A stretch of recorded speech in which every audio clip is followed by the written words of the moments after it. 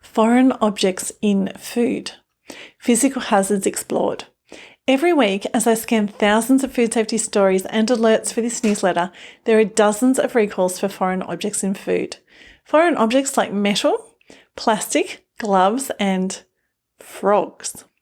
Here's where I pause while readers who aren't food safety professionals inhale sharply. And in the email and post, I've got some pretty interesting pictures for you too. Last week, a shopper in Australia reported finding part of a baby rat in his can of chickpeas. It's not just backyard manufacturers who make mistakes with foreign objects, though. Last month, Tyson Foods, the second largest meat processor in the world, had to record tens of thousands of pounds of breaded chicken products because of metal contamination. How do foreign objects get into food? Physical hazards can get into food from various sources, including in the raw food materials, inside empty packaging containers, contamination of ingredients during storage, broken or worn processing equipment, detritus from maintenance work, broken fixtures and fittings in food handling areas, uncovered batching, mixing or storage vessels, and deliberate contamination. Case study: chickpeas with a baby rat. Last week, an Australian consumer reported finding what he believes is half a baby rat floating in his can of chickpeas. How did this happen and how could it be prevented? While I'm not a chickpea processing expert, I did work in potato chip or crisp manufacturing a while back and can share how foreign bodies are handled in agricultural raw materials. Chickpeas are a natural product. Sometimes it's easy for us city dwellers to forget just how natural food is. When I started work for the chip maker, I remember being awed by the sheer volume and intense metallic earth smell of the potatoes which arrived by the truckload every day. Yes, intellectually I knew that crisps were made from potatoes, but seeing huge stacks of 1-ton crates of freshly dug tubers arrive day after day was somehow shocking. Like chickpeas, potatoes are grown in fields, harvested, stored, shipped in bulk containers and then processed. They arrive at the factory covered with dirt and accompanied by rocks, sticks, insects, fencing wire, old bullets, shards of wood and every other type of foreign object you could dig up in a potato field or drop into a wooden vegetable crate. If we didn't have baby rats in our raw potatoes, it was only because they usually came to us straight from the field in the northern Australian growing regions in winter and southern growing regions in summer, which meant that they usually hadn't been in storage. Chickpeas are harvested in the late summer, then stored before being canned. In storage, you get rodents. Rodents are removed from chickpeas before processing as the peas are sorted, sieved, shelled and peeled.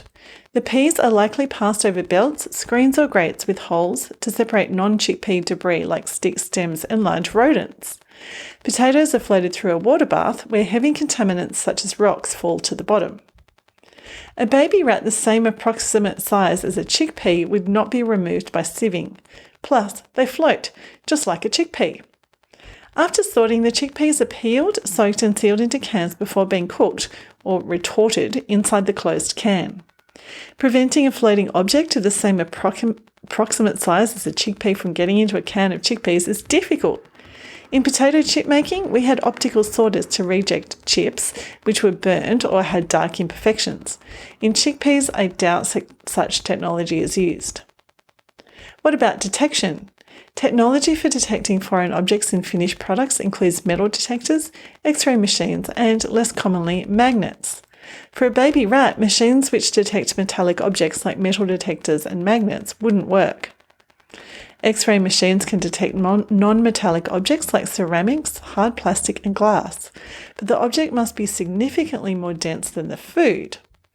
Baby rats are probably about the same density as hydrated chickpeas, so X-ray detection wouldn't work in this case either. The point of this case study is to show that some foreign objects are quite difficult to prevent and detect. Foreign objects and physical hazards. In food safety parlance, a hazard in food is an agent that causes illness or injury when the food is eaten. Food safety hazards are divided into 3, 4, or 5 types.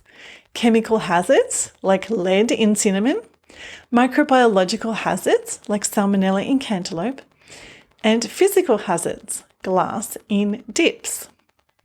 Radiological hazards and allergen hazards are sometimes considered with other chemical hazards and sometimes treated separately.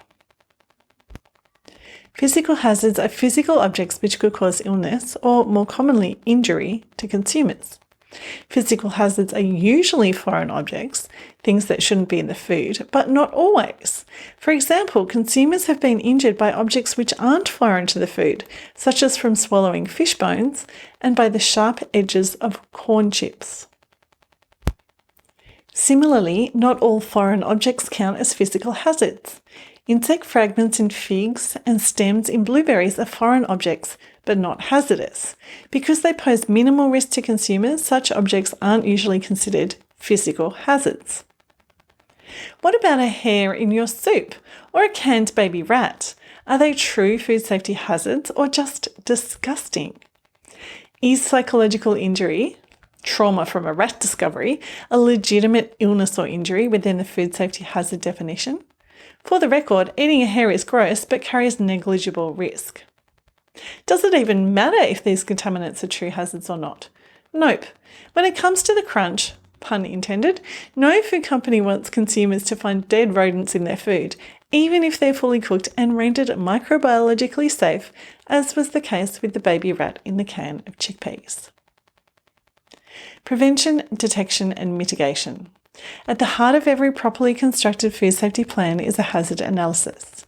The hazard analysis considers different classes of hazards at each step in the manufacturing or preparation of food, from the receival of raw materials to dispatching of the finished product. Where hazards exist, controls are put in place to eliminate or reduce them. For example, if bulk sugar could potentially contain pieces of wire when it's received, the hazard is wire. The risk to consumers is mouth injury, and the preventive control could be run all sugar through a magnetic separation or scalping device prior to use. Additionally, food businesses operate prerequisite programs and or GMP, that's good manufacturing programs, to keep physical hazards out of food. For example, preventive maintenance programs aim to stop equipment breakages which could drop pieces of metal into food, and personnel hygiene programs aim to stop workers dropping their jewellery or phones into mixing vessels.